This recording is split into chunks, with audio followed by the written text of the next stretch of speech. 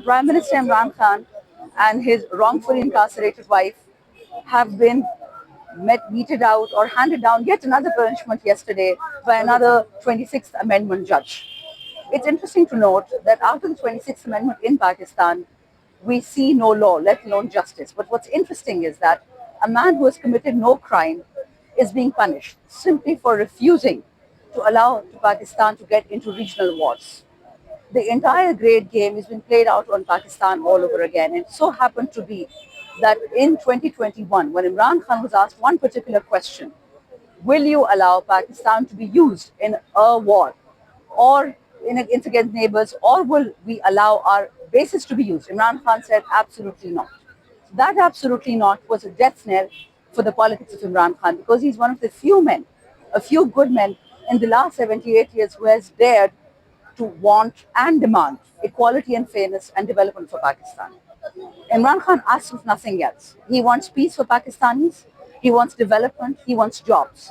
That is something all Pakistanis are entitled to by all the international agreements of the UN that we have signed up to. The dirty politics that was played against Imran Khan by President Biden continues till today.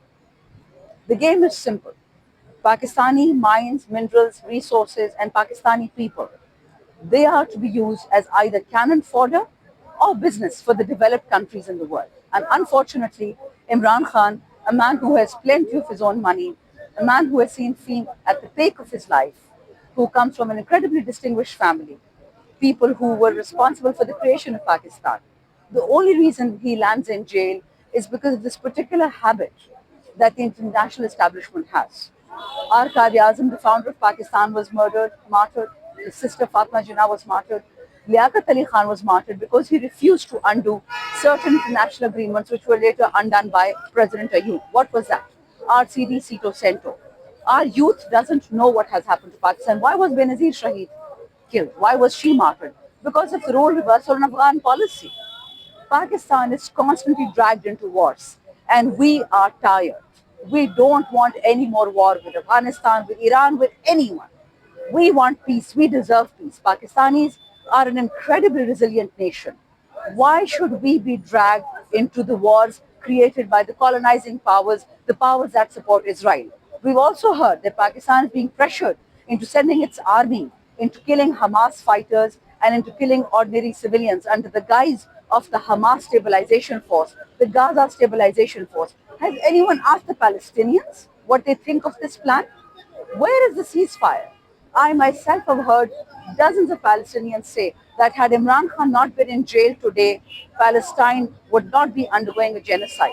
Unfortunately, the ugly games that are being played at an international level, Imran Khan is paying the price for that. Imran Khan wants peace for all Muslims. He dared twice to have OIC meetings in Pakistan, which were not allowed to take place for 40 years after Bhutto Saab. Khan Saab dared to say La ilaha illallah and we will fight at the United Nations. No other Muslim leader has had the courage to say that. Imran Khan dared to create an international day against Islamophobia, 15th of March. Those things landed him in hot soup with the international establishment. But one thing I've learned from history, no empire which is based on tyranny and injustice, it will not survive. Imran Khan will survive, his legacy will survive, Pakistan will survive.